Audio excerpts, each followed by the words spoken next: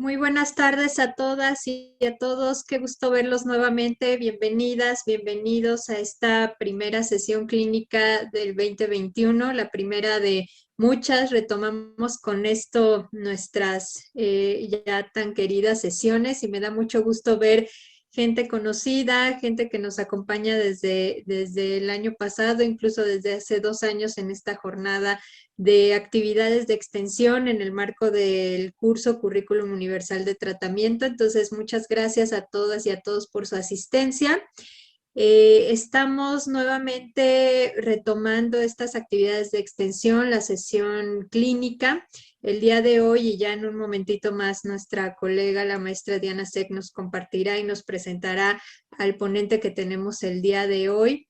Pero quiero darles la bienvenida en nombre de la Facultad de Psicología de la UNAM a estas actividades de extensión, agradecerles por supuesto su presencia, agradecer por supuesto todo el apoyo que siempre nos brinda la CICADOEA, al doctor José Luis Vázquez, a quien en un momentito le doy la palabra. Saludos a todos desde donde nos acompañan, para algunos de ustedes ya incluso noches, así que buenas noches, buenas tardes.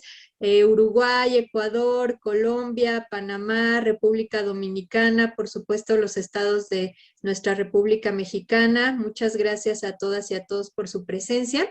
Y bueno, sin más, Guatemala, muchas gracias, bienvenidas, bienvenidos. Sin más, pues vamos a iniciar nuestra jornada de hoy recordándoles la dinámica para los que nos acompañan por primera vez y para los que no, vale la pena siempre hacer el recordatorio. Estas sesiones van a ser grabadas para su información. Va a estar grabada la sesión y transmitida vía Facebook en la página de la Coordinación de los Centros de la Facultad de Psicología de la UNAM. Perú, bienvenidos, gracias.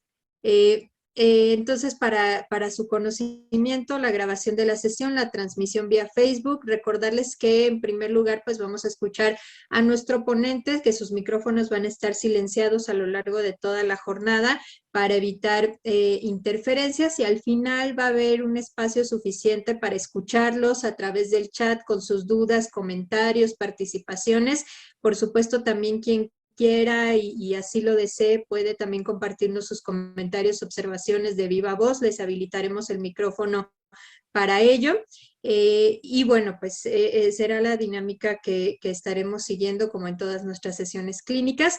Y le doy la palabra ahora al doctor José Luis Vázquez de la CICADOEA para que nos dirija unas palabras de bienvenida, y demos paso entonces a el caso que tenemos muy interesante para compartir con ustedes el día de hoy. Doctor José Luis Vázquez, muchas gracias.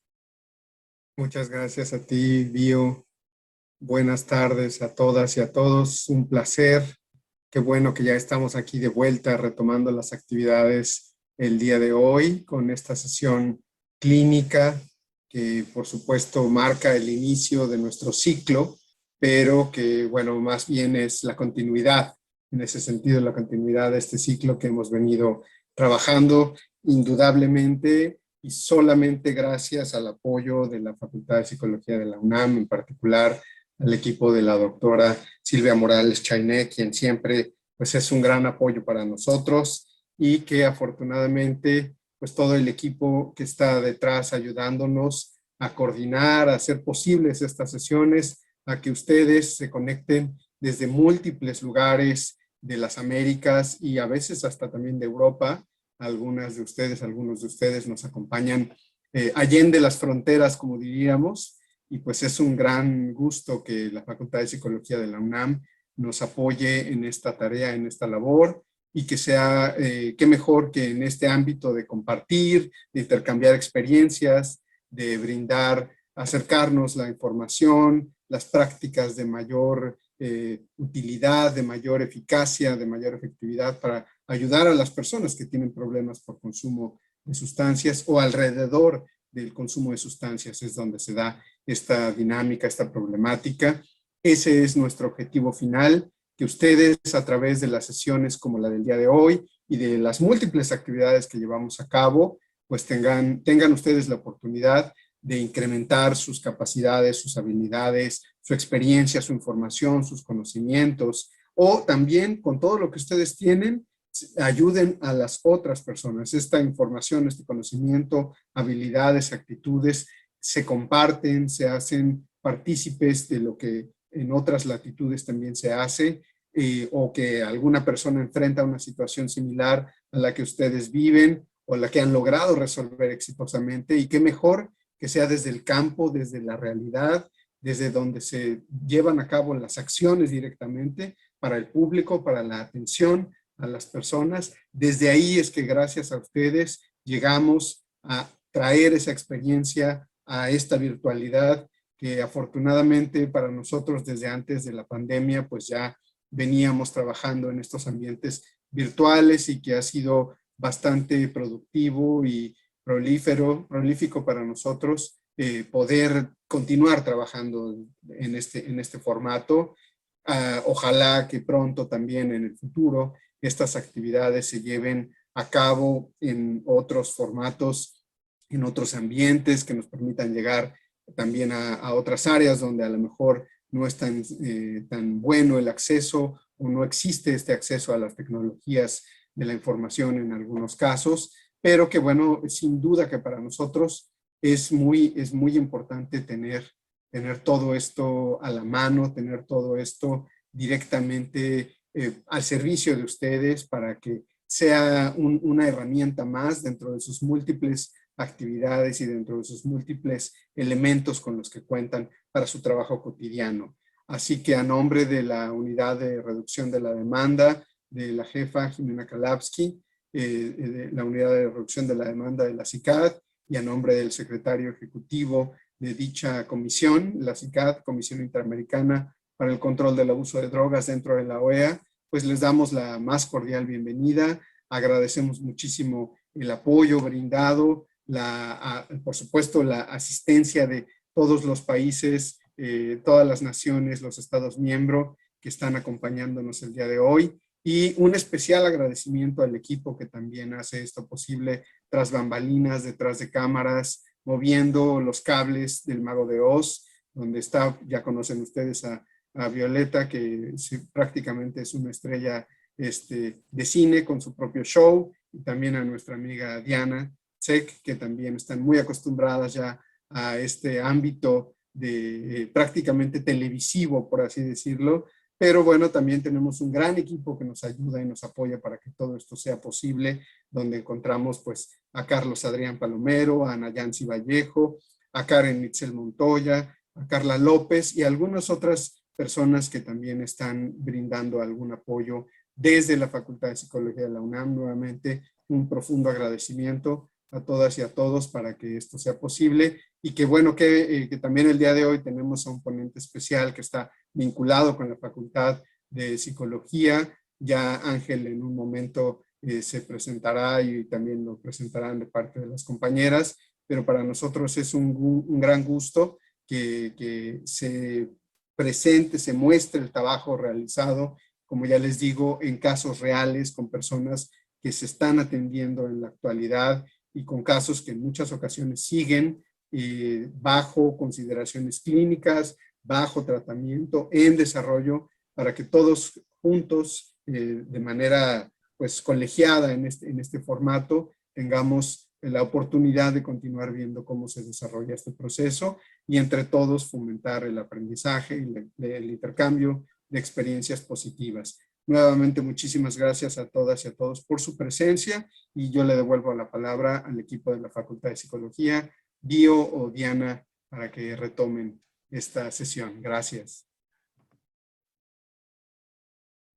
Muchas gracias, José Luis. Pues sin más le doy la palabra a la maestra Diana Zek, que va a coordinar la sesión el día de hoy, y pues les deseo a todos mucho éxito, que aprovechen la sesión, y por supuesto queremos escuchar al final sus participaciones, sus comentarios. Como bien decía José Luis, no solamente dudas sobre el caso, sino también aportaciones desde su propia experiencia, lo que les ha funcionado, las prácticas que ustedes observen que son pertinentes para implementar en un caso como el que nos va a presentar Ángel. Así que, pues sin más, adelante Diana. Ángel, gracias.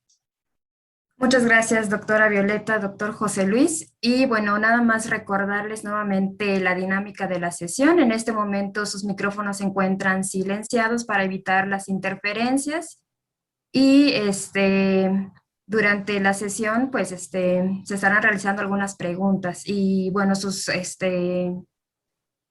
pueden estar realizando sus preguntas por medio del chat y que está en la parte inferior o bien solicitando la palabra por medio de la opción de levantar la mano. Bueno, sin más, tengo el agrado de presentar al psicólogo Ángel Álvarez, quien actualmente se encuentra cursando el último semestre de la maestría en psicología con especialidad en adicciones. Ángel, es un gusto tenerte hoy en la sesión y bueno, sin mayor preámbulo te doy la palabra. Adelante, Ángel.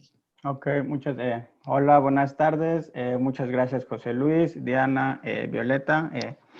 Reitero, buenas tardes, bienvenidos a todos y cada uno. Espero que se encuentren bien. Como dijo la maestra Diana, soy el psicólogo Ángel Valentín Álvarez Román. Actualmente estudio el cuarto semestre de la maestría del posgrado de la maestría en psicología de las adicciones en la UNAM. Y pues es un gusto poder participar el día de hoy y encontrarme hoy con ustedes y poder presentarles el desarrollo de una intervención de consumo de sustancias. Entonces, espero que la información les sea de utilidad y también responder sus preguntas al final de la misma sesión. Entonces, sin más preámbulos, vamos a comenzar. Ya, ok.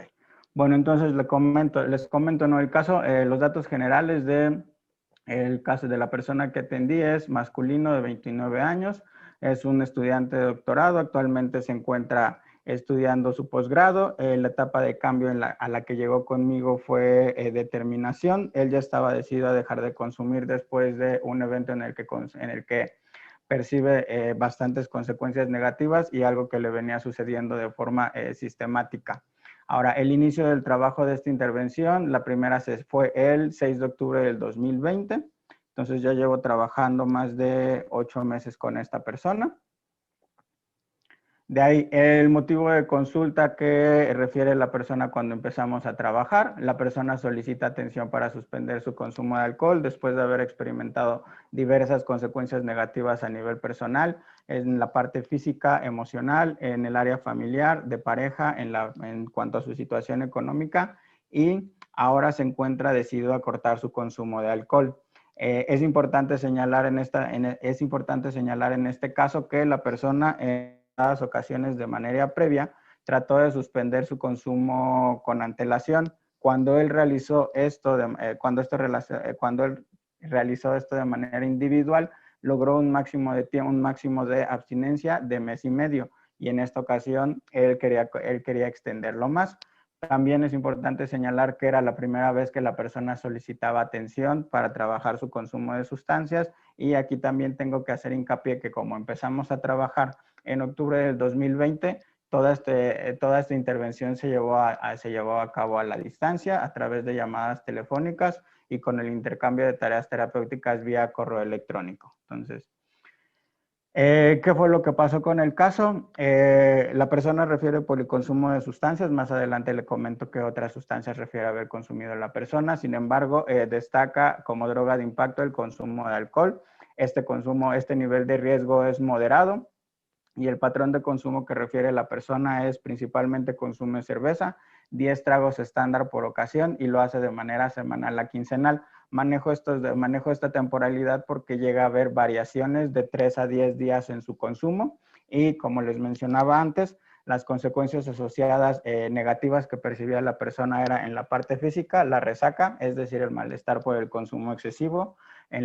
También en la parte emocional, el sentimiento de culpa que tenía después de consumir el otro día por haberlo vuelto a hacer. En la parte familiar, pues la preocupación de sus padres. En el área de pareja, pues discusiones constantes con su pareja por volver a consumir cuando él había dicho que no lo iba a hacer, y amenazas sobre el término de la relación. Algo que menciona la persona atendida es que pues a él le gustaría recobrar esa credibilidad o esa confianza que había perdido en ocasiones previas, ¿no? En la parte económica, pues hay un mayor gasto en los días de consumo, Y pues entonces, en cuanto a la evaluación, en cuanto a la evaluación previa, bueno, la evaluación antes de la intervención y los resultados de la misma, los instrumentos que se fueron ocupando fueron instrumentos de tamizaje. Dentro de estos instrumentos, pues ocupamos el cuestionario de detección de riesgos a la salud física y mental. Aquí el cuestionario nos arroja, y bueno, ocupa indicadores y nos arroja porcentajes de riesgo. Por eso es que en la parte, bueno, en cuanto al área de síntomas depresivos, se resultó un 20% a partir de las respuestas emitidas por la persona, el manía 11%, en la parte de ansiedad 41%, salud sexual 20%, violencia 26%. Ahora, este cuestionario incluye el ASSIST, que es el Alcohol Smoking Substance Involvement Screening Test, y las sustancias que refiere a haber consumido alguna vez en la vida fue tabaco, alcohol y cannabis. Para el consumo de tabaco, pues la persona obtiene una puntuación de 7 con un riesgo moderado, y este instrumento también nos arroja una sugerencia de intervención, en este caso intervención breve. Para cannabis el puntaje fue de 2, el riesgo fue bajo y la sugerencia de intervención fue consejo breve. En cuanto al alcohol fue 26, y esto lo destaco porque justamente el instrumento, el punto de corte entre consumo moderado y consumo severo es 26. Entonces, la sugerencia de intervención es intervención breve, pero por las consecuencias asociadas del consumo y lo que va refiriendo a la persona, pues se considera una intervención de tratamiento intensivo. Ahora también el indicador es de dependencia DSM-5, puntúa con 7, y resulta un trastorno grave por consumo de alcohol. El inventario de ansiedad de Beck, que es un instrumento de tamizaje para sintomatología ansiosa, puntúa con 9 y es sintomatología leve. El inventario de depresión de Beck puntúa en 7 y es sintomatología depresiva mínima. Ahora, como les mencionaba, en cuanto a la Livare, bueno, la Livare es un instrumento que nosotros ocupamos que nos permite de manera general y amplia conocer cuál es el patrón de consumo de la persona en 6 meses previos o hasta 12 meses. En esta ocasión se le pidió para 6 meses y como les mencionaba, yo empecé a trabajar con la persona el 6 de octubre del 2020, entonces en la primera semana de octubre se le pidió el instrumento hasta mayo. Ahora, como la persona refiere como como sustancia de impacto alcohol, se enfoca la Livare sobre este instrumento. ¿Y qué es lo que resulta? Bueno, el total de tragos estándar que la persona consume durante estos 6 meses es de 198, lo que da como un promedio de consumo de 10 tragos estándar por ocasión, como les mencionaba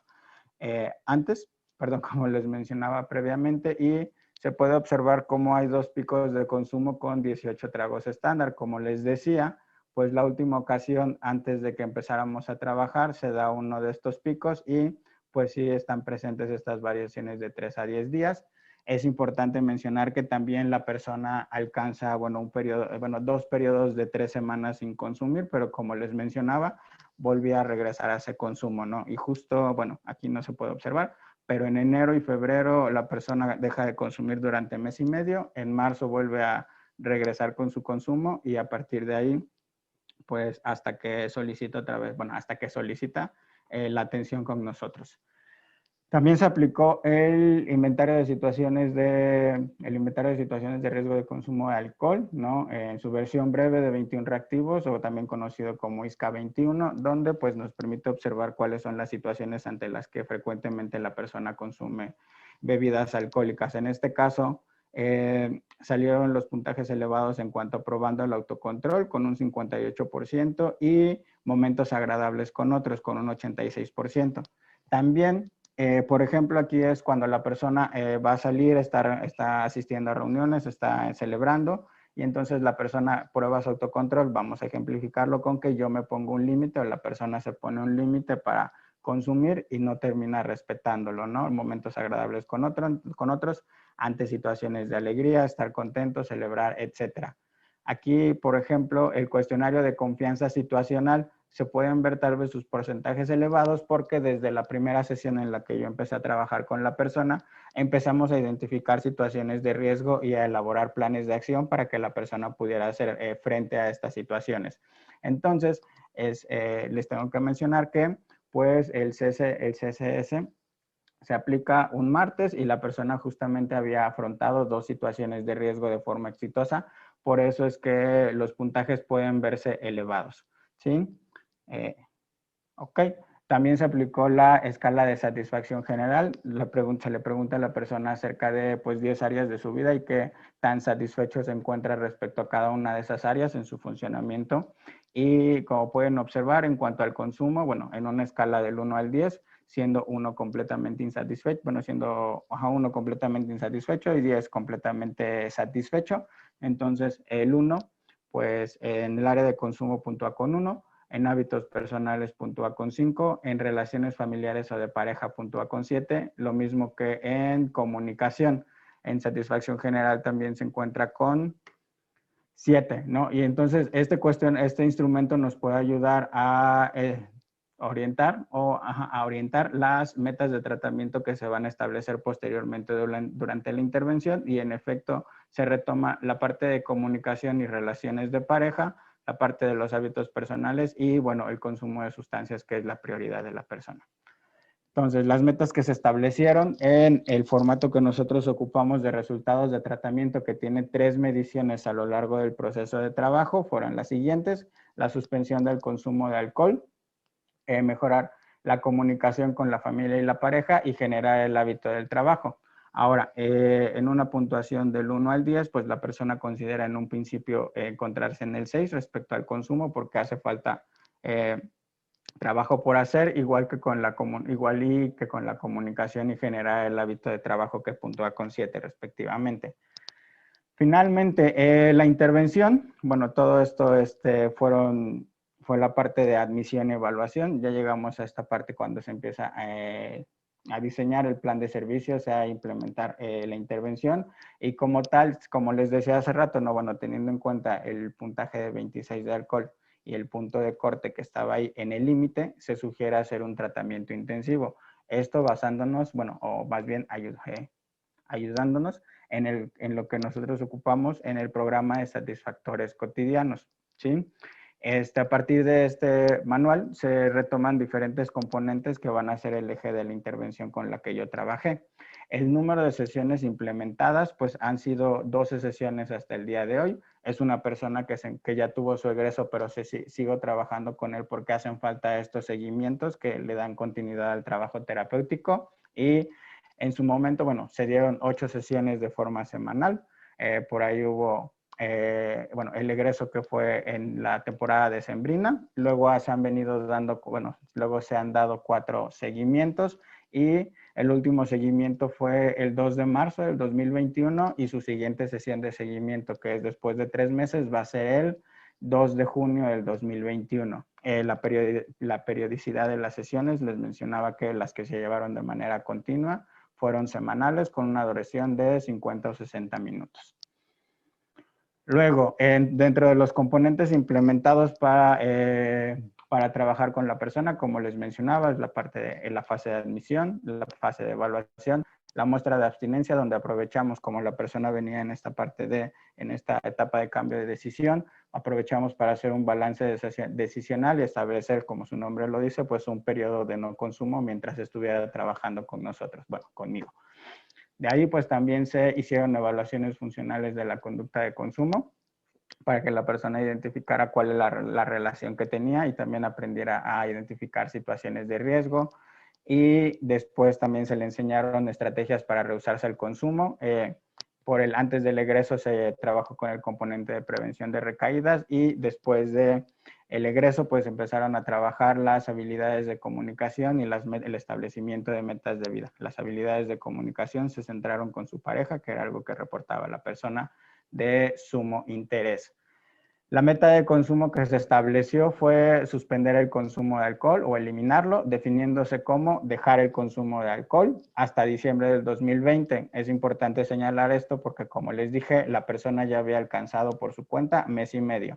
Teniendo en cuenta que empezó a trabajar conmigo a principios de octubre, pues entonces se supera este tiempo, motivando a la persona de que ya ha sido capaz de lograrlo de manera previa, y si ahora está recibiendo el acompañamiento terapéutico, podría alcanzar más con las estrategias que vaya aprendiendo. Entonces, la finalidad de esta suspensión, la finalidad de esta meta es mejorar sus relaciones familiares, de pareja, su aspecto físico y emocional. Las metas alternativas que se establecieron, como les mencionaba, fue mejorar la comunicación de familia y pareja, centrándose primero que nada, bueno, centrándose en la pareja porque era la persona con la que convivía en el día a día. Después, generar un hábito de trabajo, ¿no? La persona quería ser más productiva, teniendo en cuenta que está estudiando también un posgrado.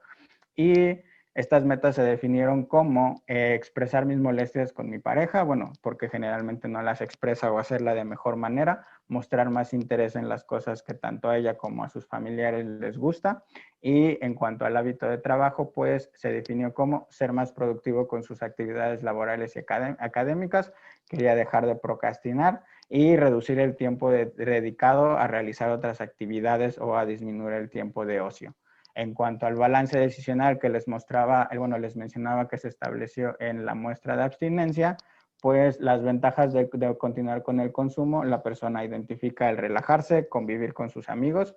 Las desventajas de este consumo sería pues el daño físico, ya sea exponerse a algún accidente, que le pueda pasar algo, también exponerse a algún asalto o pues el daño, el daño físico orgánico por seguir manteniendo este consumo. Después, pues problemas con su pareja, la pérdida de confianza y el mayor gasto económico en los días de consumo. Las desventajas del cambio, identifica pues el divertirse menos en las reuniones que asista con familiares o con amigos, la dificultad para dejar el consumo, porque como les había mencionado, ya lo había intentado hacer antes durante mes y medio y regresaba, entonces consideraba que podría ser difícil para él el mantenerse sin consumir bebidas alcohólicas. Y las ventajas del cambio son reducir conflictos con su pareja, la preocupación familiar, el gastar menos, también mejorar su salud física y pues poder desempeñar sus actividades académicas y laborales de una mejor manera. Ahora, se hacen dos análisis funcionales de la conducta, como ejemplo, ¿no? Uno sobre la situación típica, y aquí pues la persona identifica dentro de los antecedentes a la conducta de consumo, sus precipitadores internos, pues una reunión o algún festejo. Dentro de las personas menciona una lista de familiares o de amigos.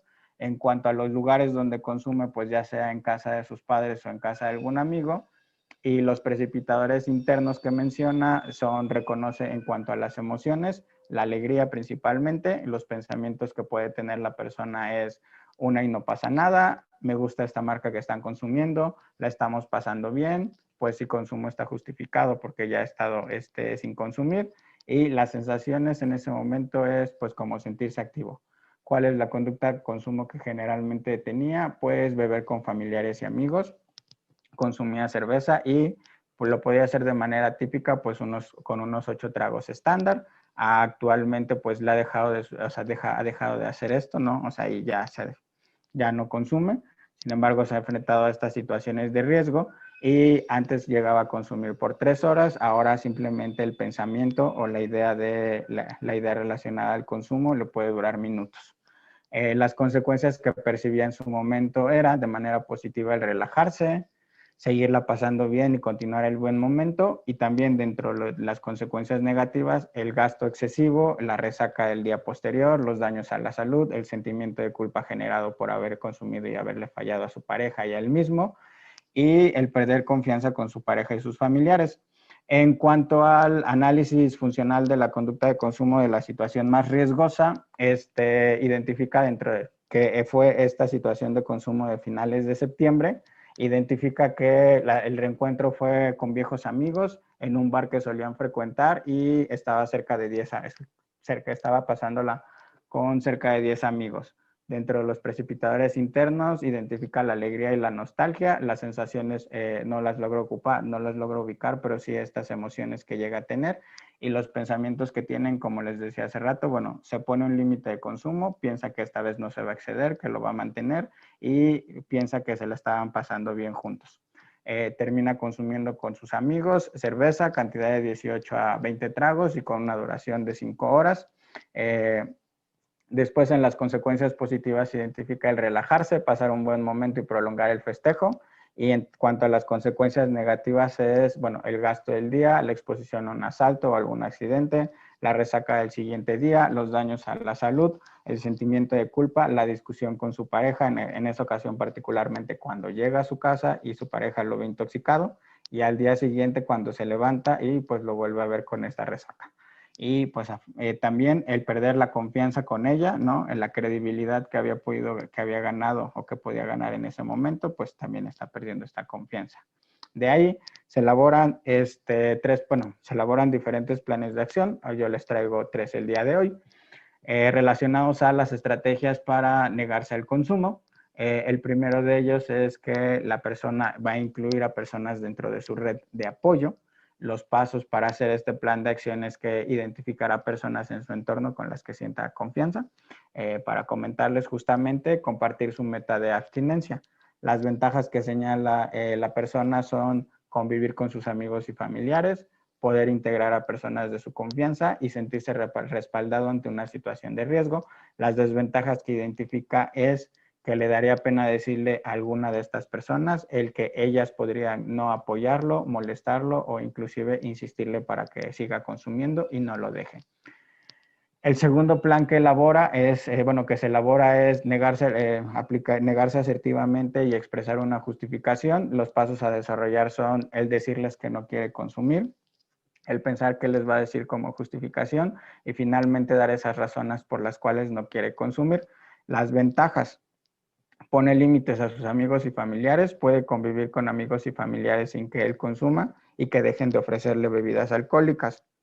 Las desventajas: que le cueste trabajo decirles que no va a consumir y que le sigan insistiendo.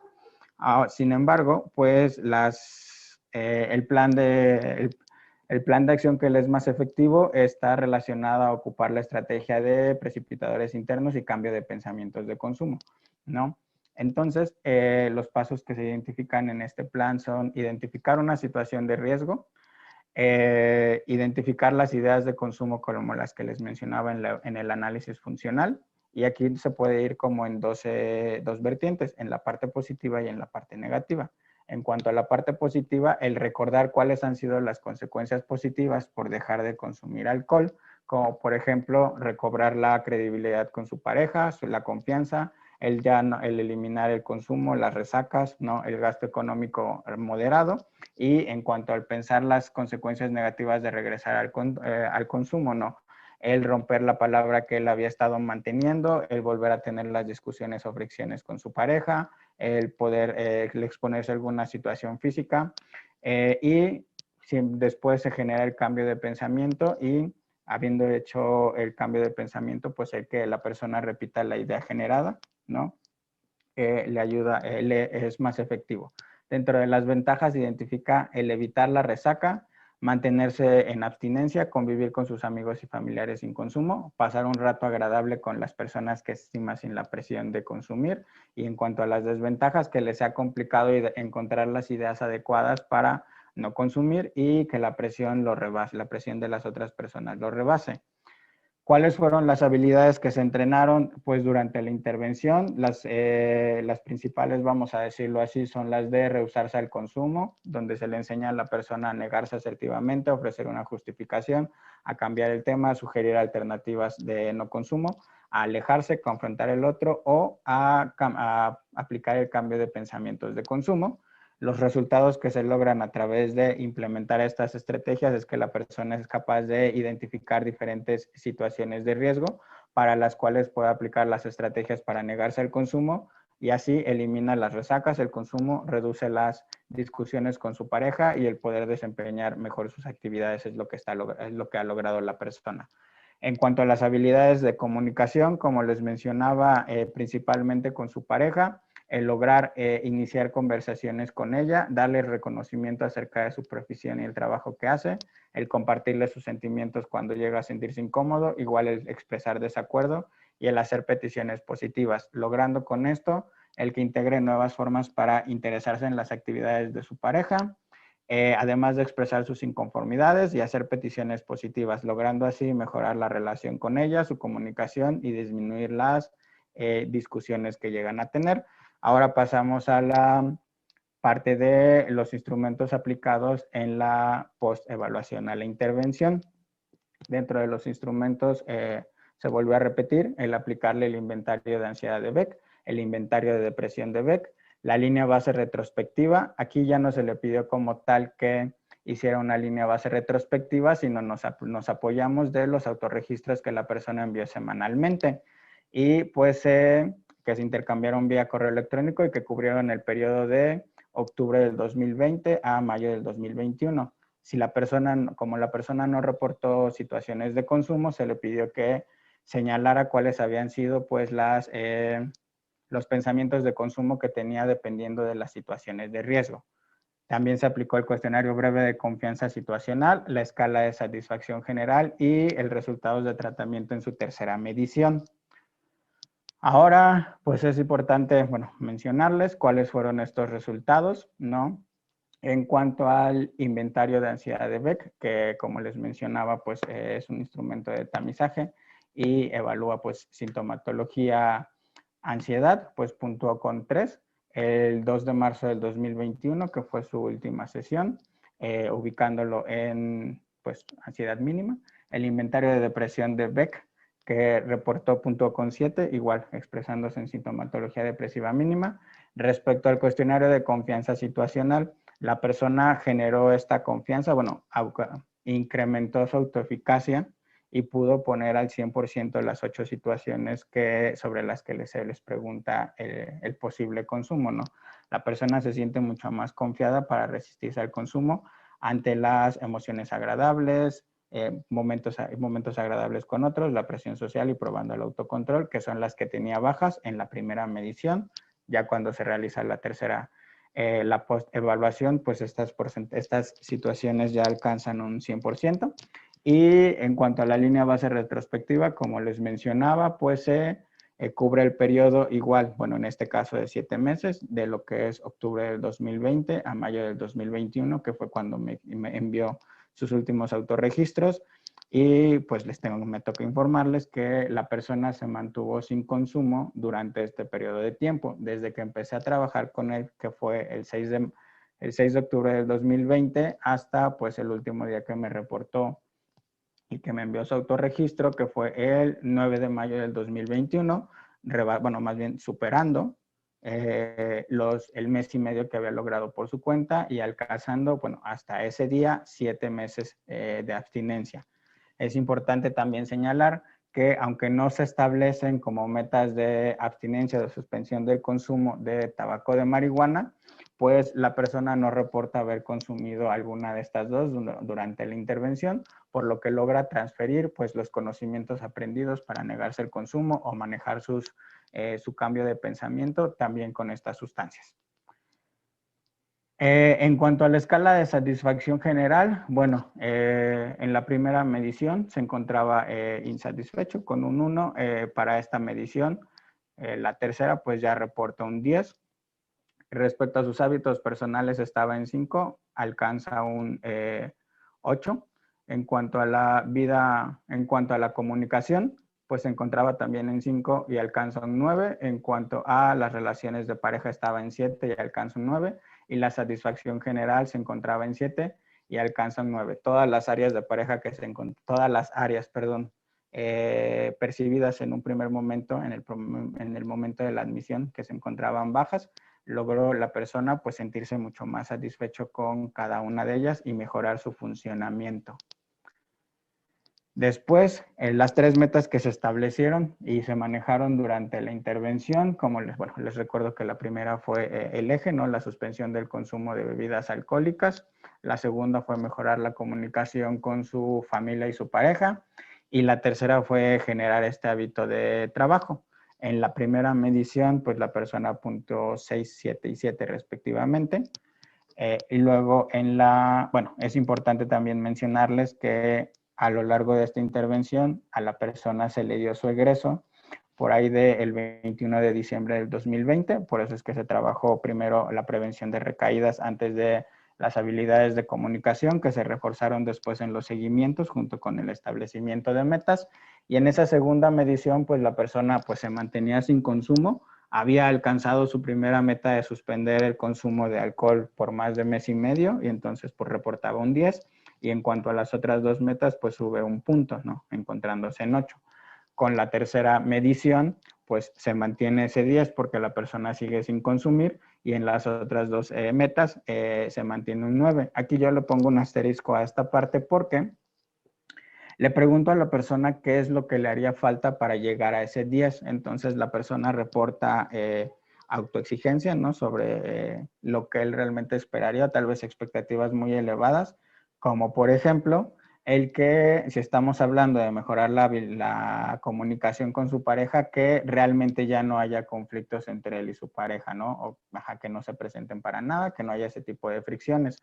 Y por ejemplo, en cuanto al establecimiento de las metas y por ejemplo, la productividad y la no procrastinación, pues entonces la persona le gustaría pues mantenerse la mayoría del tiempo enfocado al 100% en sus actividades académicas y laborales. Aquí lo importante es que en esa sesión se le señala a la persona que a pesar de no alcanzar ese 10 todavía, pues él está reaccionando más bien, o está, sí, está interactuando con su pareja de una manera diferente a como lo estaba haciendo antes, al principio de la intervención. Está adquirido diferentes habilidades de comunicación asertiva que le han ayudado a mejorar su relación de pareja y también la relación con sus padres.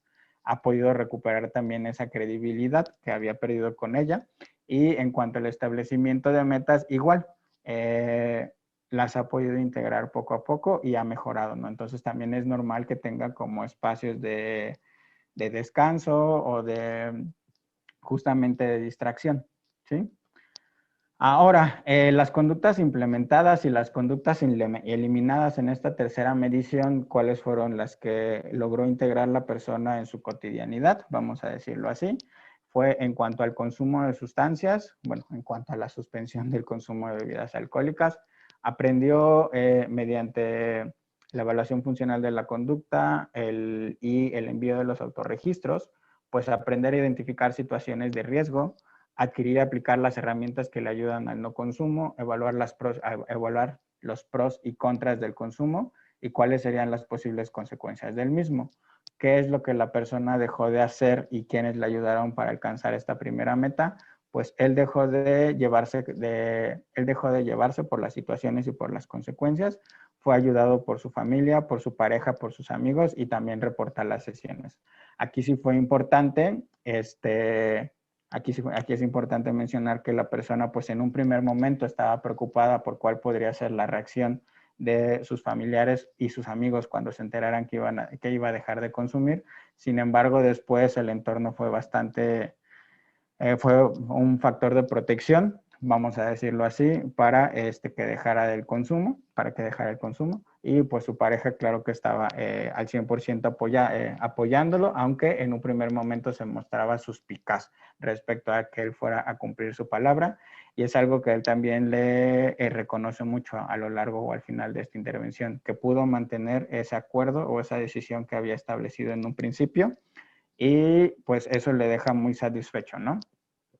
En cuanto a la segunda meta que tiene que ver con la comunicación, pues entonces lo que ha integrado la persona fue llevar a cabo una mejor manera de expresarse, transmitir sus palabras de mejor forma, pedir las cosas de forma diferente y hacer peticiones positivas.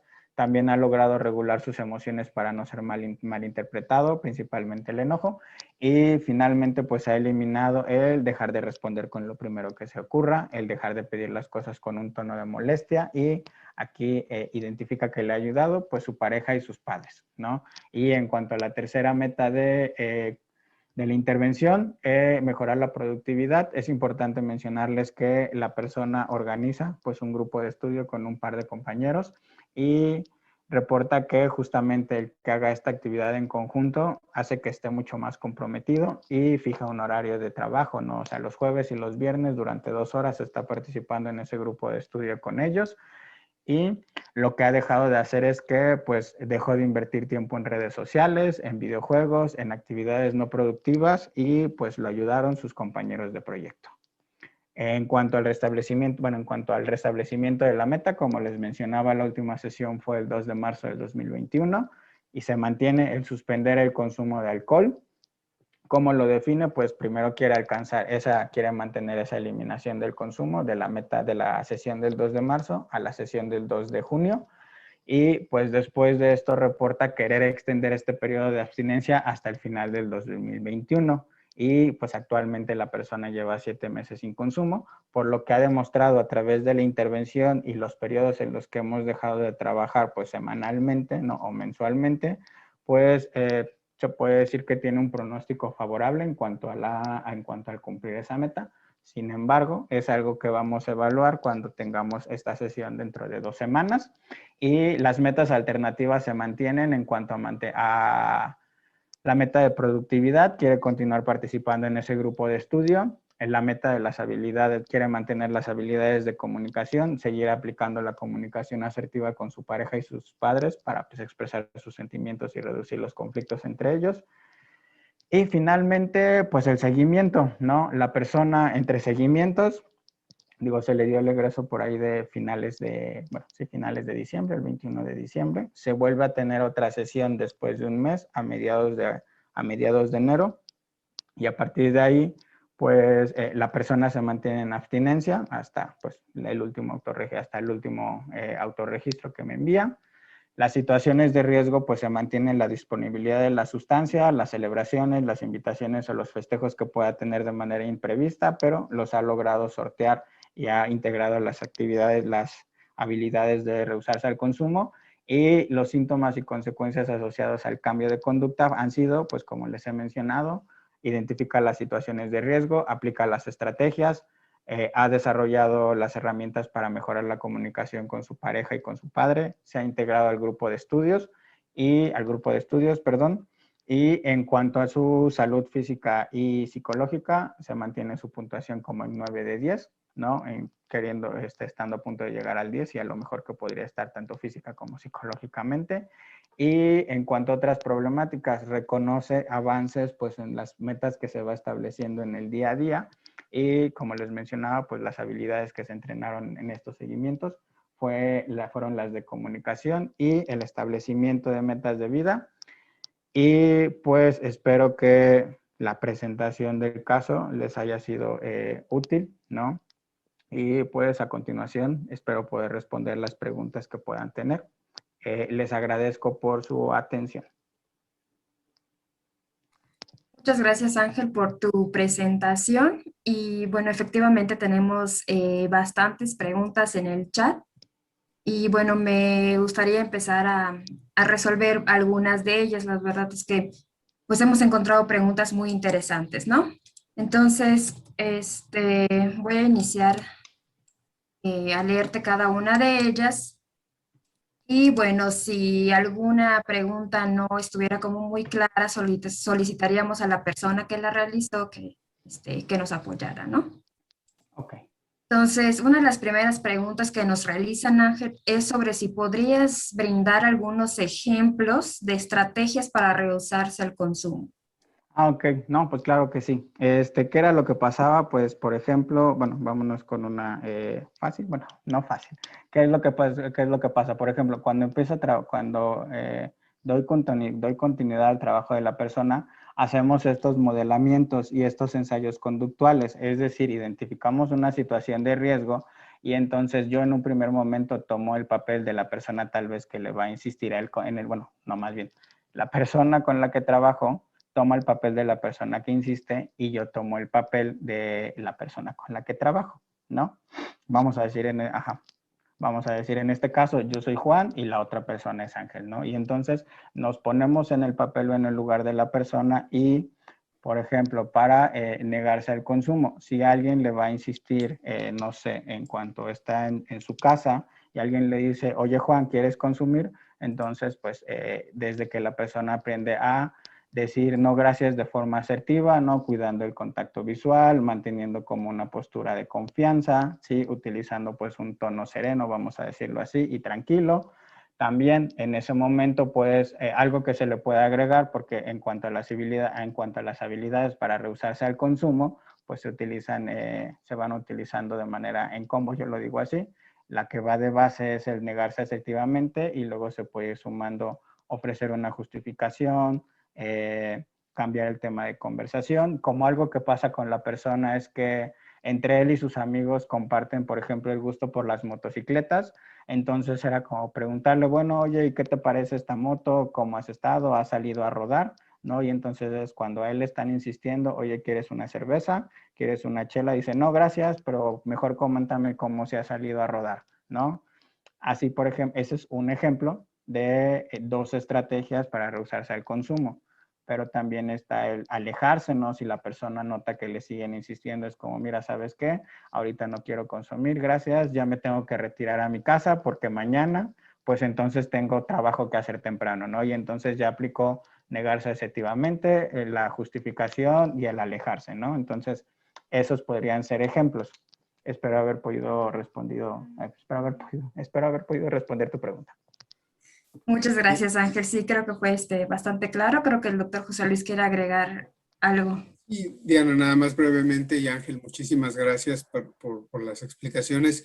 Algo fundamental en este ámbito, hay muchos manuales que presentan información sobre estrategias o técnicas, o algunos hasta tips para ayudarle a la gente a rehusarse al consumo, ¿no? Son muy comunes los manuales de estrategias que se tienen, por ejemplo, para tabaco, ¿no? En centros de integración juvenil he visto varias veces por ahí el manual que habla de lo de la técnica de disco rayado o la técnica, como ya explicaba un poco Ángel, cambiar el tema, a modificar la conversación, el foco de la conversación.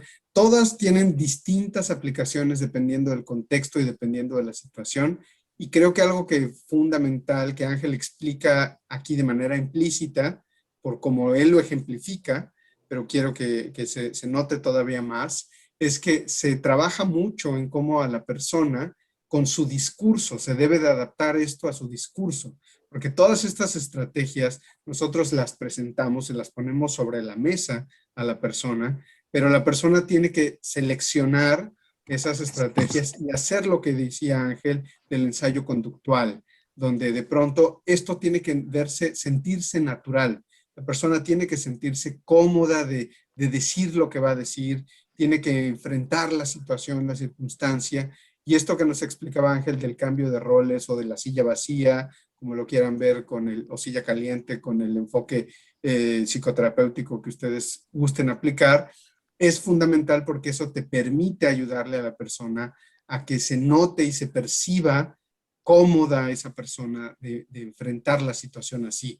Si no, solamente se queda como en el papel o en la recomendación, pero es fundamental esto que menciona Ángel. Parece que se dice muy rápido, ¿no? Se hace el ensayo conductual, claro, pero es clave donde la persona verdaderamente haga suyo ese discurso y que las palabras que utiliza sean en su lenguaje, sean en su manera de hablar, no solamente en el formato del lenguaje que nosotros tenemos estructurado, la verbalización, sino que suene verdaderamente auténtico y coloquial de parte de la persona. Entonces, siempre hay muchos elementos de ajuste que se tienen que aportar ahí, donde Ángel ha presentado algunos de estos ejemplos que sin duda son útiles y que seguramente puedes vincular ahí, Diana, con las otras preguntas, por ejemplo, con el nivel educativo del caso específico de esta persona, ¿no?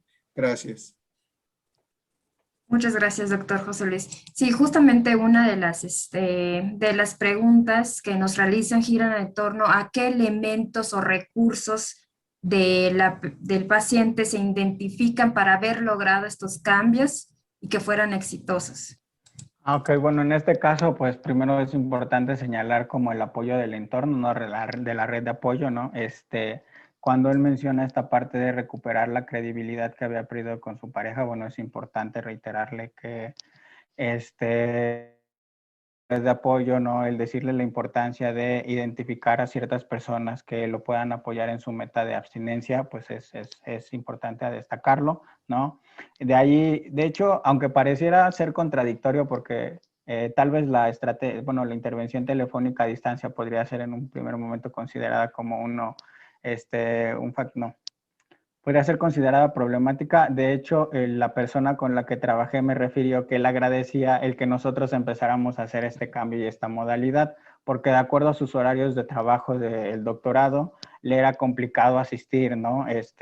A los horarios que nosotros teníamos de trabajo, por eso el que fuera a distancia y él estuviera trabajando desde su casa y yo también lo estuviera haciendo desde la mía, pues me pedía como un chance de trabajar, cosa de un tiempo de espera al iniciar la sesión como de 10 minutos, porque era cuando él podía como terminar de sus actividades, cerrar su día y entonces dedicarle el tiempo a la sesión. Entonces, la verdad fue una persona que se comprometió bastante con la dinámica de las sesiones, ¿no? Asistiendo puntualmente, o sea, avisaba si tenía algún problema, que de hecho solamente lo refirió una vez cuando tuvo como una carga académica excesiva y me dijo, oye Ángel, podríamos trabajar dentro de 2 semanas, lo que pasa es que tengo que entregar avances de proyectos, ¿no? Entonces se comprometió, envió sus autorregistros de manera puntual. En cuanto a los seguimientos, pues me pidió nada más como recordatorio mensual para enviarlos, entonces si se le iba la fecha, yo le enviaba nada más un mensaje y me dice, sí Ángel, discúlpame, ahorita te los envío, pasaban unos días y ahí estaba en la bandeja del correo institucional,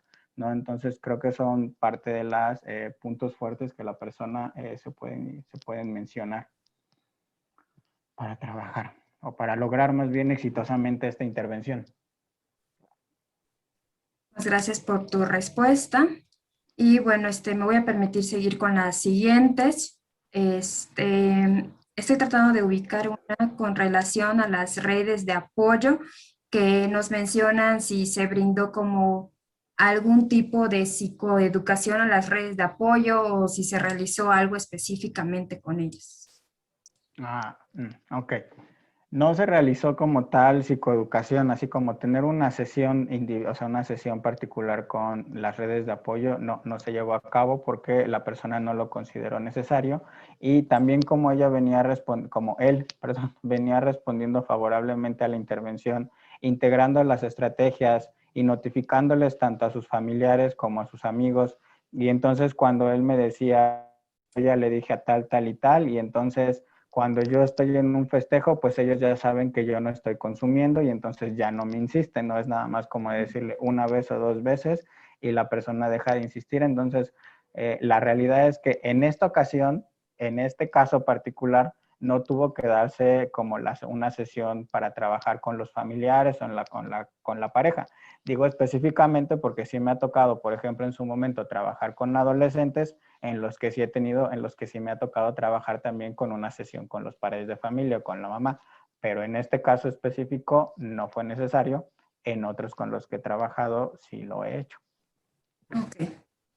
Y nos pudieras compartir un poquito más acerca de en qué momentos sí es necesario como el apoyo de la familia o en qué momentos se solicita como la intervención con la familia para que quizá podamos complementar como esta intervención. Ok.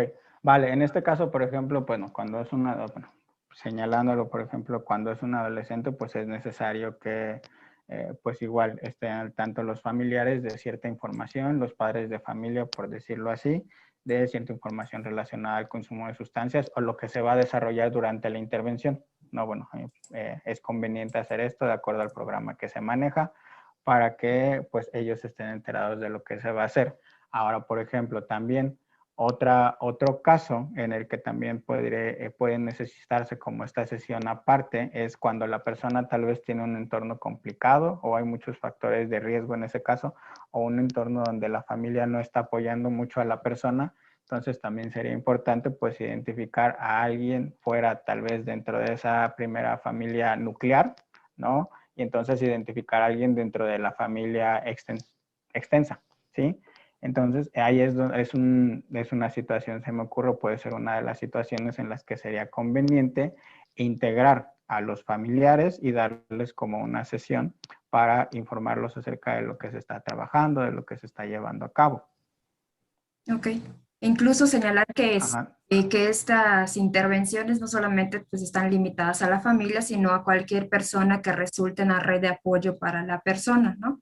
Claro, no, bueno, aquí en este sentido también es importante pues pedir el permiso de la persona y saber si está de acuerdo para llevarla a cabo, ¿no? E incluirla. Y te digo, son como casos en específico y particulares que se me ocurren para ejemplificar. No sé si, por ejemplo, la doctora Félix quiera complementar Sí, o alguno de adelante. ustedes quiera hacerlo.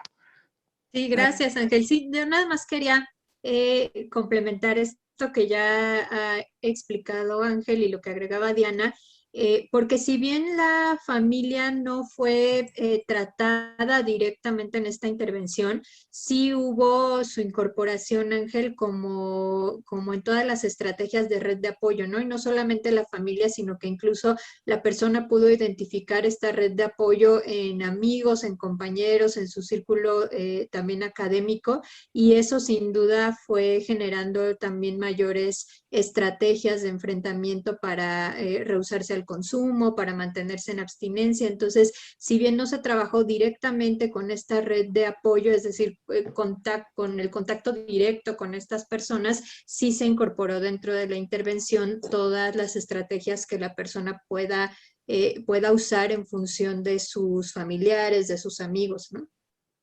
Claro, bueno, sí, tienes razón, ¿no? O sea, sí estuvo incluida en esa parte, en ese sentido. Sí, gracias. A Gracias. ti. Ok, Ángel. Bueno, continuando con las preguntas, también recibimos una pregunta acerca de si recibió complementariamente tratamiento farmacológico. Y bueno, en esta misma línea también nos dicen si fue necesario alguna terapia de pareja. Ok, respondiendo primero lo del tratamiento farmacológico, en esta ocasión o en este caso específico no se requirió como una valoración psiquiátrica o apoyo complementario para que la persona recibiera atención integral.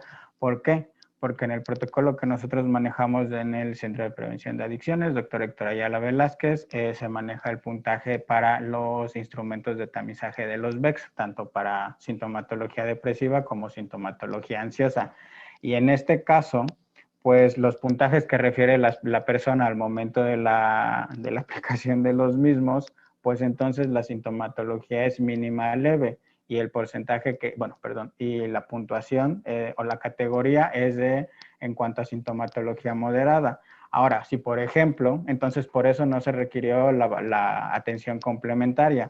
Si en una segunda medición, al momento de volverle a aplicar los VEX, la persona hubiera referido como un aumento en las puntuaciones y de requerirse si hubiera hecho la referencia, ¿sí? Pero en un primer momento y como las puntuaciones se mantuvieron bajas, bueno, la sintomatología se mantuvo leve y mínima, no fue necesaria. En otros casos con los que me ha tocado trabajar, sí, desde los puntajes de admisión es necesario hacer esta referencia, se notifica a la persona, se trabaja con la resistencia de ser necesario o bueno, con las ideas que hay relacionadas al tratamiento farmacológico y entonces, bueno, se señala como el beneficio o los beneficios de el implementar también este proceso y se le da seguimiento a esta también intervención que se trabaja, vamos a decirlo, de manera paralela, ¿no? Por eso digo, se da seguimiento y también se puede establecer como una meta, ¿sí? Se puede integrar a las metas que nosotros trabajamos. Creo que con eso respondo la primera pregunta. Ahora, respecto a la segunda pregunta, que tiene que ver si hubo la necesidad de hacer una sesión de pareja, no, tampoco fue necesario. Lo que sí hicimos fue como con las estrategias para rehusarse al consumo, ensayos conductuales y modelamientos para identificar cuáles podrían ser las estrategias más pertinentes de acuerdo a la interacción que quería la persona. Por ejemplo, esto fue en escalada, ¿no? No fue como ya haz peticiones positivas de entrada, ¿no? Entonces fue como la persona estaba interesada en, pues, aprender a iniciar conversaciones con ella, a darle reconocimiento, porque también algo que sucedía en cuanto a su dinámica era que ella es médico, ¿no? Y pues él es doctorante, entonces como ella se la pasaba en el hospital y en cuanto a la situación, en cuanto a las circunstancias de COVID, algo que él quería hacer en un primer momento era como darle ese reconocimiento por el trabajo que hacía, entonces se modeló, ¿no? Como me siento muy orgulloso por el trabajo que estás haciendo, etcétera, ¿no? Entonces fue una de las primeras estrategias que se modeló y ya luego fue como expresar en desacuerdos hasta hacer las peticiones positivas. Se hacen estos modelamientos y estos ensayos, entonces la persona pues, se le deja, vamos a decirlo así, la actividad o de tarea terapéutica a la persona para que los lleve a cabo. se les da seguimiento a la siguiente sesión, porque en esas 2 sesiones pues nos enfocamos en habilidades de comunicación y la persona reporta pues dificultades en un principio al implementarlas, se hacen los ajustes y se le da el seguimiento. Entonces, fue lo que se estuvo trabajando con él. Como dice Violeta, bueno, como comentaba hace rato la doctora Félix, pues, aunque no se tuvo una sesión con la pareja también, ¿no? Los dos al mismo tiempo, se contó con el apoyo, ¿no? Se contó con su participación, con este apoyo, porque conforme la persona se mantenía sin consumo, pues le fue dando el beneficio de la duda, o sea, se fue regresando esta confianza, ¿sí? Y esta credibilidad que en algún momento se veía disminuida. Entonces, también la persona con la que trabajé, pues se sentía más cómoda de platicarle lo que hacíamos en sesión, se lo transmitía y entonces pues también su pareja estaba enterada del trabajo terapéutico que él estaba haciendo por su cuenta conmigo. Y así fue como, bueno, creo que puedo señalar que se incluyó dentro de nuestro trabajo sin tener que trabajar directamente con ella. Gracias, Ángel. Bueno, también nos comentan acerca de si de alguna forma o de alguna manera se realizó algún trabajo multidisciplinario con alguna otra área, ¿no? O sea, llámese medicina, pues quizá trabajo social o alguna otra área. Pues en este caso, trabajo social, ¿no? Una pues canalización para un chequeo médico a distancia podría ser. Ok, gracias. Ahí, perdón, Diana, si me permite, nada más me gustaría agregar un poco de contexto del centro donde Ángel está desarrollando este trabajo. Les compartimos al inicio que el Centro de Prevención en Adicciones, que es coordinado por la doctora Lidia Barragán, además autora de este programa que nos presenta Ángel, el programa de Satisfactores Cotidianos, tiene una característica y es la formación de psicólogos, ¿no? Entonces, en este centro es un centro especializado en intervención y tratamiento para personas que consumen sustancias. Sin embargo, no tenemos en el centro directamente este trabajo multidisciplinario, es decir, como es un centro exclusivamente de atención psicológica, no tenemos siempre, algunas veces hemos tenido también estudiantes en formación de medicina sobre todo, pero no tenemos esta posibilidad de directamente en el sitio tener esta interacción con importantes profesiones como medicina, trabajo social, enfermería, y lo que hacemos es precisamente hacer uso de las redes de referencia, ¿no? Y cuando ha sido necesario, pues referir a las personas en atención a esta red de aliados, de socios que tenemos precisamente para este abordaje multidisciplinario. Me parece muy importante comentarlo porque todos y todas ustedes en sesiones pasadas y en esta también he estado observando en los comentarios, hacen un énfasis y es muy importante y se los agradecemos en el trabajo multidisciplinario y en el involucramiento de otros profesionales de la salud como trabajo social, como medicina, enfermería nuevamente, que para nosotros es muy, muy, muy valioso, ¿no? Y sé que en algunos de sus países, en algunas de sus entidades, se da esta posibilidad de trabajo multidisciplinario en el sitio. Sucede más, sobre todo, por ejemplo, en establecimientos de atención residencial, que no es el caso del centro de la facultad, que es un establecimiento de atención ambulatoria y exclusivamente de atención psicológica. Entonces, no tenemos esa posibilidad en el sitio, pero lo que sí hacemos precisamente es a través de estas redes brindar estas referencias y trabajo multidisciplinario con otros colegas, pero nos parece muy importante que lo señalen, que lo comentemos, porque ciertamente es algo que se debe procurar, ¿no? El involucramiento de todos los profesionales de la salud que puedan estar apoyando y abonando en la mejora de las personas que atendemos. Muchas gracias por sus comentarios. Listo, Diana, gracias. Gracias, doctora, por la precisión. Muy bien, Ángel. Entonces, continuamos con las preguntas. Nos realizan una pregunta acerca de las limitaciones que consideras que hubo en la intervención telefónica de este protocolo. Si pudiste ver, o sea, si realizaste el ensayo conductual y entrenamiento y juego de roles vía telefónica, que eso nos comentabas que sí. Sin embargo, pues nos gustaría que nos comentaras un poco acerca de estas limitaciones que te encontraste con la intervención. Bueno, sí, en este caso en particular no sentí como tanto las limitantes de trabajo a distancia, la intervención, bueno, el manejo telefónico. ¿Por qué? Porque como les dije hace rato, pues de alguna manera la persona estuvo agradecido porque nosotros estuviéramos haciendo trabajando en esa modalidad. De otra manera no le hubiera funcionado o no hubiera podido tomar el trabajo, no habría podido tomar la terapia psicológica. ¿Qué es lo que sí me ha sucedido o en otros casos, no? También para hacer de alguna manera un poco más interactivo o dinámica la intervención, pues también se les propone a las personas pues hacer esta intervención vía Zoom, ¿no? En este caso se le ofreció esta modalidad a la persona, sin embargo, pues la persona prefirió mantenerse vía telefónica por sentir como mayor confianza, ¿no? Así le resultaba el trabajo. Ahora, en cuanto a pues la interacción, o sí, les mencionaba, ¿no? Como las llamadas telefónicas, creo que la comunicación fue bastante fluida, la persona estaba bastante comprometida con el tratamiento y con la intervención, asistía de manera puntual y no representaba como tanto un problema para él porque era algo con lo que específicamente él se sentía cómodo.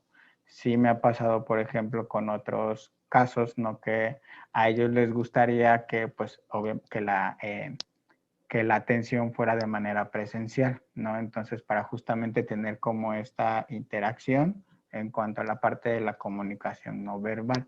Pero en este caso en particular no fue como tanto un obstáculo la comunicación a distancia y las llamadas telefónicas, porque repito, la persona se sentía cómoda trabajando a través de este medio. Gracias, Ángel. Bueno, casi estamos un poco sobre tiempo, entonces me voy a tratar de ir un poquito rápido con las preguntas. Y otra que nos realizan es, a largo plazo, ¿cuáles serían los factores de riesgo que podrían en algún momento dado, creo que quieren decir como propiciar quizá alguna recaída? No sé si la persona que realizó esta pregunta, nos podría ampliar un poquito más. No sé si lo entendiste, Ángel. Sí, bueno, me imagino con cuáles serían, o sea, a largo plazo, cuáles serían ahora tal vez los factores de riesgo por las que la persona podría recaer, ¿no? Así entiendo la Exactamente. pregunta. Sí, Y en este caso, como mencionaba, pues siguen siendo los factores de riesgo de la disponibilidad de la sustancia, el invitarse a, bueno, el que lo inviten el que lo inviten a las celebraciones, los festejos. Sin embargo, la persona ha podido integrar, digo, lo que me toca hacer a mí en la próxima sesión de prevención, o sea, lo que me toca a mí hacer en la próxima sesión es, voy justamente a reevaluar, ¿no? Bueno, voy a trabajar otra vez el componente de prevención de recaídas para darle una actualización justamente a esas situaciones que podrían ser de riesgo, teniendo en cuenta que pues el siguiente seguimiento que le toca va a ser de aquí a 6 meses, ¿no? Justamente hasta el final de año, ¿no? Entonces, la persona, de hecho, ya ha atravesado por diferentes situaciones de riesgo y lo ha hecho de manera favorable. O sea, su egreso fue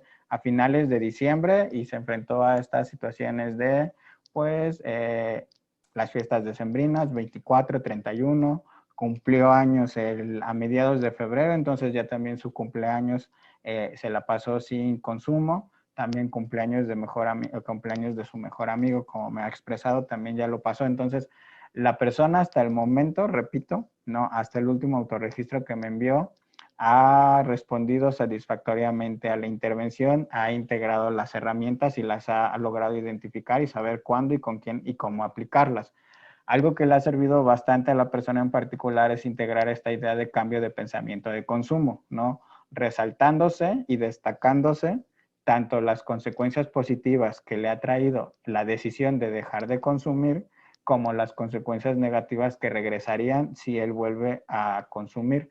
Algo que no quisiera volver a experimentar sería, por ejemplo, esta amenaza de la ruptura de la relación, ¿no? Entonces considera mucho más importante el estar bien con su pareja hoy en día, el poder desempeñar sus actividades académicas y laborales con mayor atención, el pues tener el haber eliminado esta conducta de consumo, el sentirse satisfecho con ella, y con esta decisión, porque el reiterarse a sí mismo que ha estado logrando estos avances es algo que lo ha hecho sentirse satisfecho. Entonces, esta estrategia de identificar precipitadores internos y de cambiar el pensamiento de consumo como la conocemos, es algo que le ha sido bastante eficaz a la persona. Entonces, a partir de eso, pues también logró identificar las situaciones de riesgo de manera adecuada e implementar las estrategias que ya les he mencionado. Entonces, Ok. Sí, Ángel, muchas gracias por esta claridad en la respuesta. Al respecto, nos preguntan cuáles son las estrategias que se han aplicado para la prevención de recaídas. ok, por ejemplo, con la Ya nos prevención de mencionaste recaídas, algunas ajá, y quisiéramos como ampliar complementar. más en esto. Sale, identifica las situaciones de riesgo. Entonces, a partir de identificar las situaciones de riesgo, pues antes de que se genere como esta cadena conductual de que sí me voy a poner en una situación de riesgo, pues la persona de entrada ya no permite que se genere como esta primera situación, sino corta o ha cortado a través del cambio de pensamientos de consumo, ¿no? También pues es que es eso básicamente, ¿no? Identifica a la persona en la situación de riesgo, corta la cadena conductual o no da pie, y aunque de todos modos en su momento, cuando se trabajó romper la cadena conductual, se hizo hincapié, aunque no estaban consumiendo, de bueno, si llega a suceder el caso hipotético que sí da pie a eso, ¿qué es lo que puedes hacer? Como generar los planes alternativos a la situación, ¿sí? Haciendo hincapié que siempre hay un momento en que la persona puede modificar la conducta previa al consumo o puede hacer algo para no consumirlo, ¿sí? Y pues es básicamente eso lo que recuerdo ese trabajo con él. Ok, Ángel. Bueno, y Gracias. también pues mantener como, perdón, Diana, Sí, pues sí, sí, mantener adelante, como, adelante.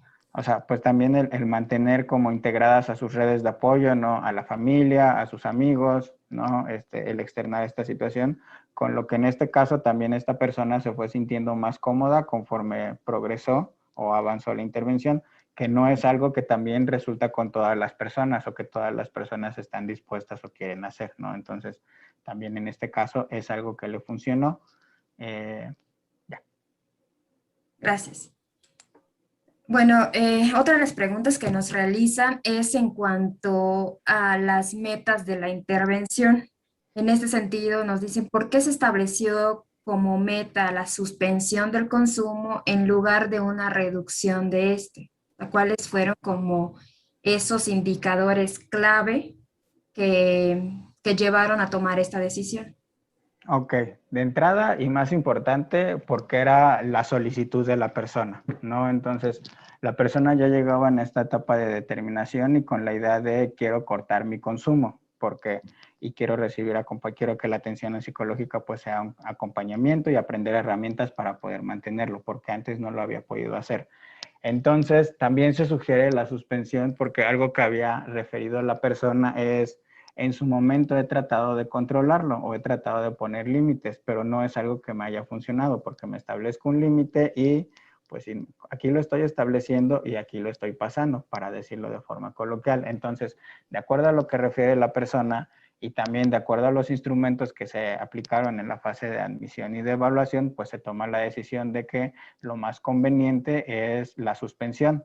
Repito, pues de entrada se respeta el deseo de la persona, ¿no? Porque si la persona me hubiera dicho reducción, vamos a trabajar con una intervención relacionada a la reducción del consumo de alcohol, tal vez inicialmente, y después, dependiendo de cómo vaya evolucionando, pues trabajaremos con la eliminación del consumo. Sin embargo, desde un principio refiere querer esto y también pues nos apoyamos en los instrumentos que se aplicaron. Por ejemplo, el DSM-5 pues había apuntado en trastorno grave, ¿no? Las consecuencias negativas que tiene la persona pues también apoyan a la decisión porque él quería pues reducir el que se presentaran estas. También la Libare cómo se venía, digo, a la persona en su momento se le dio psicoeducación acerca del trago estándar, el consumo de bajo riesgo, era información que no conocía, que le integró y entonces ante la pregunta de cómo consideras que está tu consumo respecto a esta información es como de que pues, no, está totalmente elevado, fuera de lugar, cuando lo que llegó a ser en algún momento, o sea, de mínimo consumía 4 o 6 tragos estándar y entonces llegaba a su consumo hasta 18 tragos estándar por ocasión. Entonces era algo que la persona, apoyándonos como en todos estos elementos, fue que la orientación de la meta fue abstinencia y pues se mantuvo en abstinencia a partir de los autorregistros que la persona enviaba. Sí, gracias, Ángel.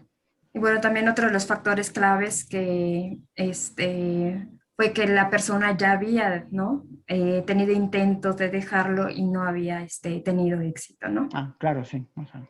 Ok, gracias, Ángel. Y bueno, otra de las preguntas que nos realizan es sobre las emociones que tú tuviste como terapeuta en el caso clínico. Nos preguntan si en algún momento tuviste como alguna resonancia específicamente con este caso. Por el posgrado. No, digo, particularmente, no tuve como, bueno, o sea, a ver, ¿cómo decirlo así?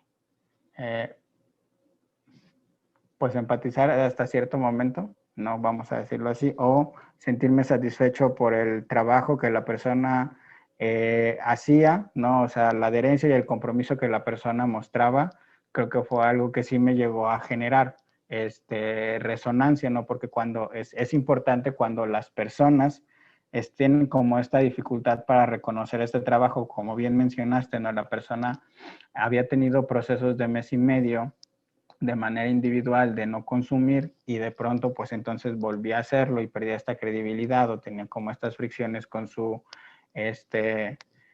pareja o con su familia y entonces el alcanzar por ejemplo su primera meta y el reconocer que había logrado mantener esta decisión de no consumo, pues fue algo que sí me generó pues satisfacción, ¿no? Porque la persona reconocía su propio avance, había integrado las herramientas y como es algo que suelo señalar, o sea, más allá del trabajo que yo haga, es el trabajo que la persona hace, porque nosotros solamente trabajamos una vez, bueno, una o dos veces, dependiendo de la severidad del caso que se puede llegar a trabajar, pero la persona pues está mostrando su compromiso a lo largo de la intervención, logra tener como estos avances, reconocer estos avances a partir de la integración,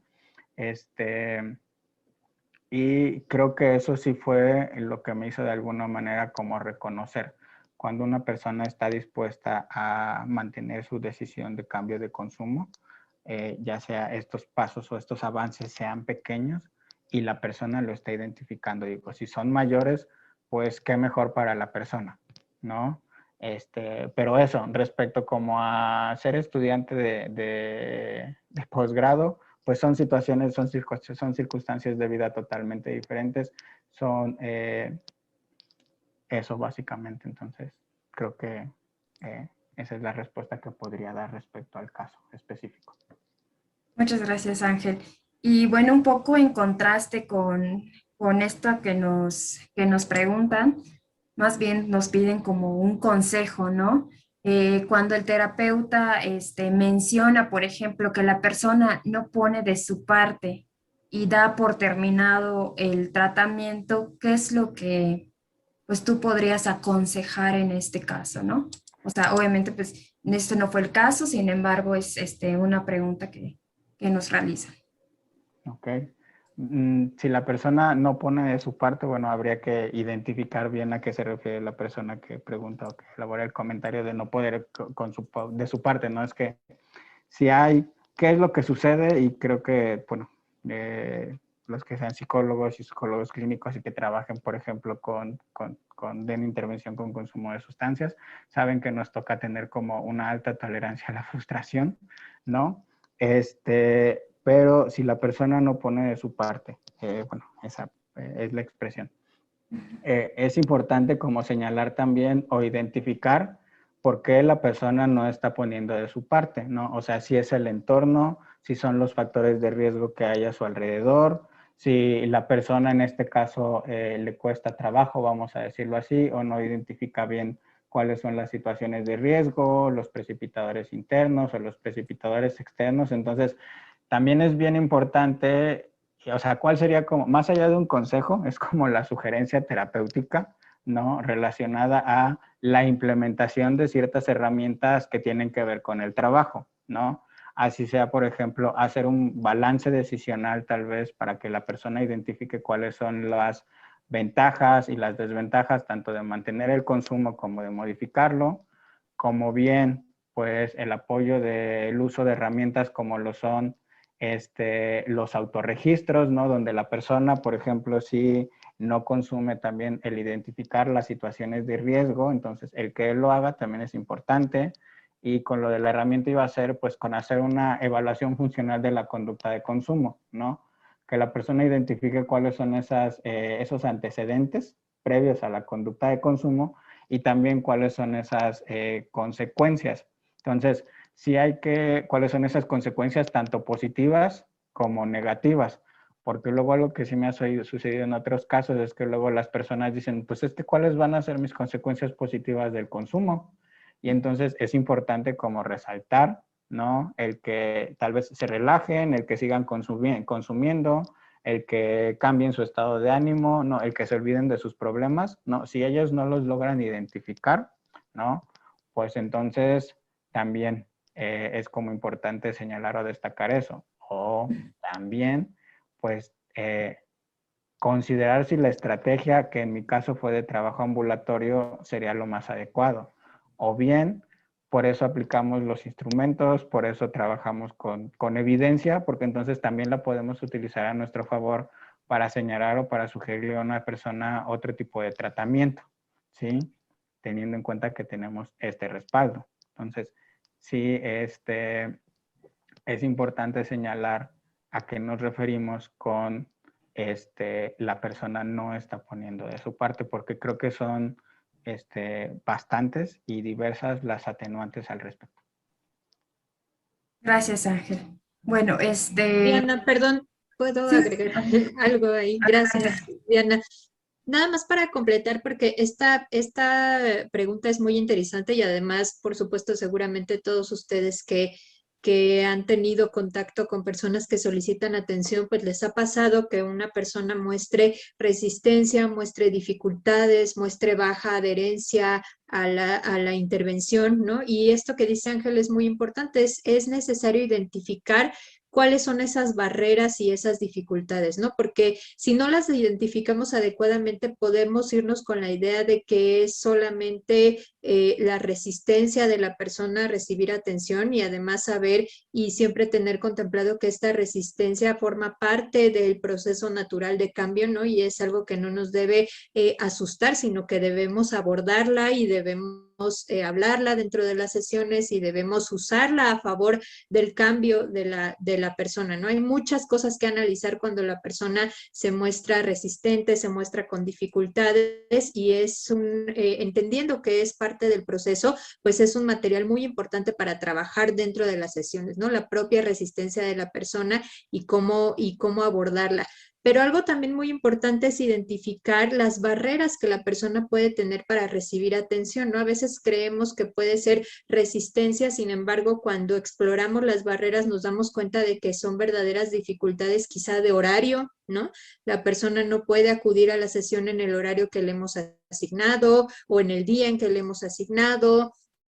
O a lo mejor no está tan de acuerdo con alguno de los procedimientos que le estamos proponiendo, ¿no? Y entonces es importante siempre explorar estas dificultades, dar respuesta a ellas, identificar de qué se tratan y abordarlas entonces en función de lo que vayamos identificando sesión con sesión y nuevamente entender que esta es parte natural de un proceso de cambio y que es normal, esperado, que haya resistencia, que haya ambivalencia, ¿no? Que la persona de pronto dude, no esté tan convencida o tan segura de cambiar o de implementar una u otra estrategia y que eso es algo que como profesionales de la salud tenemos que abordar y tenemos que hablar y aclarar con la persona que estamos atendiendo, ¿no? Es parte natural del proceso y va a aparecer y hay que abordarla con las habilidades de entrevista motivacional, con las habilidades de identificación y de manejo que ya tenemos dentro de las intervenciones para promover la adherencia, para promover el logro de las metas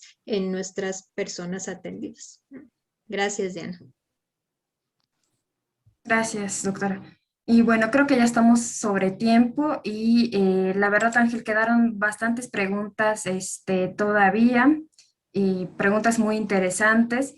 Esperamos que poderles dar respuesta, quizá de forma aparte, pero bueno, por el momento te agradezco tu presentación y por responder a las preguntas. Y bueno, le cedo la palabra a la doctora Violeta de nuevo. Adelante. Muchas gracias, maestra Diana. Gracias, Ángel, por la presentación. Efectivamente, tenemos muchas preguntas, muchas felicitaciones también y reconocimiento para tu trabajo. Tengan la seguridad de que todo lo que ustedes nos ponen en el chat lo recopilamos y se lo hacemos llegar además a los ponentes para que ellos puedan tener en posteriores ocasiones oportunidad de contestarles y de seguir con esta discusión y con esta comunicación. Esperamos también que esta sesión pues haya sido de mucho provecho para ustedes. Nosotros encantados de recibir sus comentarios, tanto positivos como también las críticas constructivas, por supuesto que nos sirven mucho y sirven a las personas que están presentando los casos también para mejorar su ejecución, para considerar variables que a lo mejor no habíamos visto, no habíamos contemplado. Entonces eso siempre es importante y les agradecemos que hagan también ese tipo de comentarios porque sin duda es la idea de estos espacios, ¿no? No es que nosotros seamos los expertos y les presentemos a ustedes cómo se tienen que hacer las cosas, sino al contrario, creo que estamos aquí para discutirlo, para aprender de ustedes también y sus comentarios y sus preguntas nos ayudan mucho también a mejorar en la implementación de las intervenciones. Y bueno, para la siguiente sesión esperamos además, ya les ponía por ahí en el chat también escucharlos de viva voz, nos gusta también que nos compartan sus comentarios y que los podamos ver y escuchar, aunque sea en el cuadrito de Zoom, en la camarita. Entonces esperamos que para la próxima también se animen a participar de esta manera. Pero bueno, yo les agradezco muchísimo su asistencia. Muchas gracias, Ángel, por tu presentación, por compartirnos este caso, que sin duda, pues cualquier caso para nosotros como profesionales, pues es muy importante y sobre todo cuando están estos logros también, pues es importante compartirlos y discutirlos con colegas como todas y todos ustedes. Muchas gracias, Diana, por la coordinación de esta sesión. Y pues en nombre de la Facultad de Psicología de la UNAM les damos las gracias. Los esperamos en nuestra siguiente sesión clínica a finales de junio, en nuestra sesión del lunes 31 sobre consumo de tabaco. Ahorita seguramente el doctor José Luis Vázquez les dará mayores detalles. Le doy la palabra en un segundito. Muchas gracias a todas y a todos por su asistencia. Adelante, doctor José Luis, con el cierre. Gracias. Muchísimas gracias. Por supuesto, Diana, Violeta, Ángel. Sería muy largo quedarnos aquí, aunque bueno, la virtualidad nos lo permite en algún momento. Y yo creo que la parte clave es que todas estas preguntas que se quedaron en el tintero, pues en el futuro las pueden hacer tanto cuando Diana haga la publicación de esta grabación de la sesión en la red UTC de ISOP. Ahí ustedes van a poder, como cuando se registran como miembros de ISOP, todos ustedes, la gran mayoría de ustedes que han estado ya como parte del curso, tomando este curso por internet de UTC para profesionales de la salud, pues ya saben ustedes que tienen esta oportunidad de hacer sus comentarios a las publicaciones que hacemos ahí directamente. Y en ese sentido, pues ahí se puede estar en contacto directamente con Ángel para que haya cada vez más y continuar la conversación, porque sin duda que siempre va a haber mucho análisis, mucha reflexión, mucho intercambio que queda pendiente. Yo solamente quería retomar dos elementos importantísimos. Uno que es lo que mencionó un poco Ángel el apoyo farmacológico. A veces nos vamos con la idea de que el apoyo farmacológico es específicamente dirigido a lo que tiene que ver con ayudarle a la persona con su sintomatología por el consumo. Y a veces el apoyo farmacológico no es solamente dirigido o clave para, por ejemplo, disminuir las ganas de consumir alcohol o cualquier otra sustancia. Que aunque hoy en día sabemos que existen medicamentos que se pueden utilizar para esto, pues en realidad estos medicamentos son solamente un apoyo de alguna forma. Y explicaba muy bien Ángel lo que tiene que ver con la evaluación que se hace de esta persona, ¿no? Siempre hay una gran necesidad de parte de quienes solicitan ayuda o apoyo en que solución mágica, y mucha gente tiene en la cabeza esta idea de que los fármacos nos ayudan a desarmar, ¿no? A desmontar la sintomatología que le entra a la persona o que tiene la persona por las ganas de consumir, por ejemplo. Y en realidad tenemos pocas herramientas que sean así de precisas o así de mágicas, si les queremos ver en ese sentido. En realidad, los resultados positivos se obtienen, como ya lo explicaba Ángel, a mucho detalle, con todo este proceso que vamos trabajando a través de mucho tiempo y con muchos elementos que tienen que ver con la parte terapéutica. Es un proceso terapéutico del cual Ángel nos está contando su versión y la forma en la que la persona va yendo y viniendo en estas sesiones que tienen una gran peculiaridad, y eso quiero resaltarlo nuevamente, se sigue dando esta virtualidad. Noten cómo a pesar de las circunstancias, pues hay necesidad de seguir mostrando las alternativas ante no poder estar frente a frente con la persona, ¿no? Y esto en estas circunstancias pandémicas es más patente, pero también se da cuando una persona simplemente vive lejos o donde vive no existe una atención o una posibilidad de que esa persona reciba. Ya hablaba un poco Violeta de las barreras que pueden ser, por ejemplo, los horarios de atención. Y es siempre mucho mejor que la persona reciba esta orientación por una vía que no necesariamente es la cara a cara o la presencial, y a que no reciba nada en ese sentido. También en estas circunstancias, a veces nos vamos con la idea de que si no tenemos una comprobación precisa, ahí lo vi en un comentario de Jorge Luis Chávez con relación a cómo estábamos seguros de que la persona verdaderamente se mantiene sin consumir. Yo siempre prefiero el término sin consumir en lugar de hablar de abstinencia, porque bueno, es confuso el término abstinencia, pero el hecho es que cómo se ayuda, cómo estamos seguros de alguna forma, pues no hay forma de estar 100% seguros en ese sentido, salvo que se trate de un procedimiento donde la persona está necesariamente enfrentando un proceso de monitoreo en orina o en sangre, y aún así siempre hay esas dudas que se le dan que se dan en el proceso. Piénsenlo desde esta perspectiva. Ustedes también la sintomatología, donde no hay referencias o marcadores biométricos, por ejemplo, ¿no? No hay un examen de orina para medir la ansiedad de la persona, para ver si tuvo síntomas ansiosos o no. ¿Qué utilizamos en ese sentido? El autorregistro, la referencia de la persona, el autorreporte, con el mismo nivel de validez y el mismo nivel de confiabilidad con el que estamos hablando, en el que esta persona le reporta a Ángel su sintomatología. Y partimos del hecho en que la persona está siendo honesta y sincera con respecto a su sintomatología, y que verdaderamente el proceso está teniendo esa utilidad. Eso es importantísimo revisarlo, porque con las sustancias siempre caemos en la tentación de tener evidencia dura e irrefutable de que la persona no está consumiendo.